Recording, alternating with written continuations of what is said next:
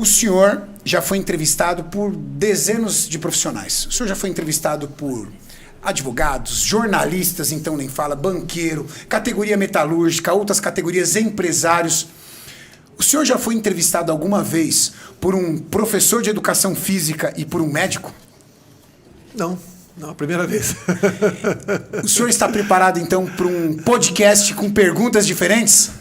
Vai ser um bate-papo, com toda certeza, né? Apesar de ser formado em educação física, eu estou fora de atividade há 40 anos, então não acompanhei a evolução, que evoluiu muito. Né? Então, o bate-papo vai ser legal, pode ter certeza. E eu queria começar com um tema assim um pouco polêmico, vamos dizer. Nós falamos muito em saúde.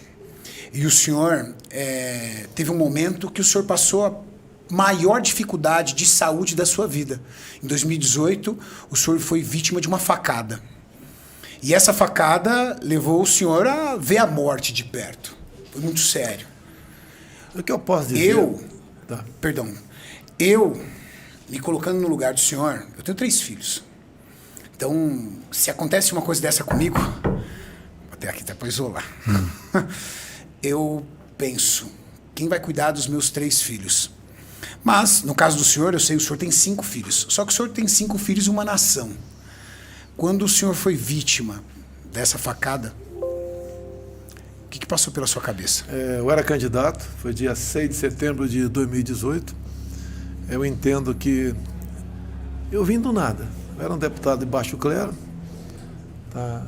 Não tinha sequer um partido definido, nunca consegui ser presidente de uma comissão em Brasília, não consegui ser líder do partido, mas fazia a minha parte. Num quartel eu seria um cabo, um 3º sargento.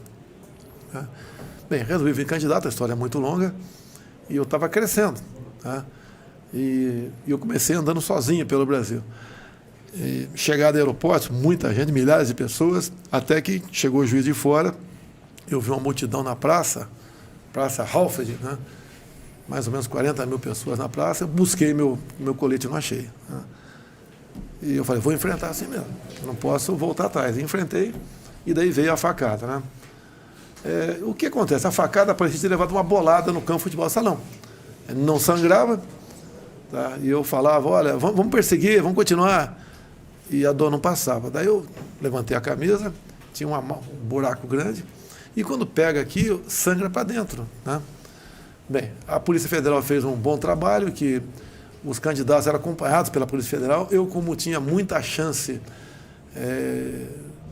de ir para o segundo turno, eu tinha um efetivo em torno de 50 policiais federais comigo, e eles sempre faziam um planejamento a cada ponta que eu estava, no caso, como aquilo que como proceder. Me levaram para a Santa Casa, e eu confesso a você, eu só lembro quando alguém falou, né, vai ter que operar, e apaguei. Se eu não tivesse voltado, tinha chegado à morte.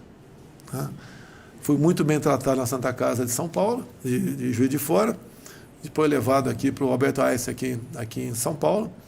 A Polícia Militar me pegou do aeroporto, me levou de helicóptero para lá, e começou um sofrimento, porque, primeiro, a bolsa de colostomia, né? Foram 100 dias mais ou menos de bolsa de colostomia. Depois a sonda nasogástrica, que você, cada engolida é um sacrifício, né? A alimentação daquele nível. Não tem posição na cama também. Você tem aquela posição que você cansa o tempo todo. Foi uma luta contra a morte, realmente. Tá? E ali os médicos depois dizem, né, foram 5 cirurgias no total, 2 enormes. 2 logo no começo, tirar tudo para fora, botar para dentro. Perdi 10 centímetros do intestino e foi um milagre. A faca feriu a mesentéria, coisa que geralmente leva a óbito, tá? Passou aí muito perto de estômago, outros órgãos que daria muita complicação. E os médicos dizem, né, que cada 100 que leva uma facada como essa, um sobrevive.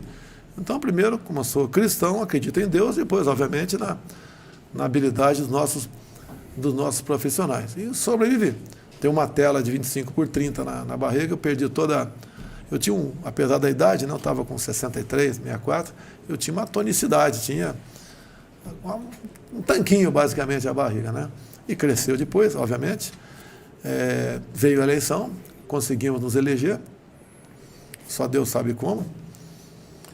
e assumimos o governo. Aí entra uma história política, que não é o caso aqui de tratar do assunto, é você escolher o seu ministério, não aceitando pressões político-partidárias, e montamos uma excelente equipe, pessoas que são reconhecidas hoje em dia, né? O Tarcísio, o Marcos Pontes, o Paulo Guedes, a Tereza Cristina, entre outros, e nós seguimos em frente.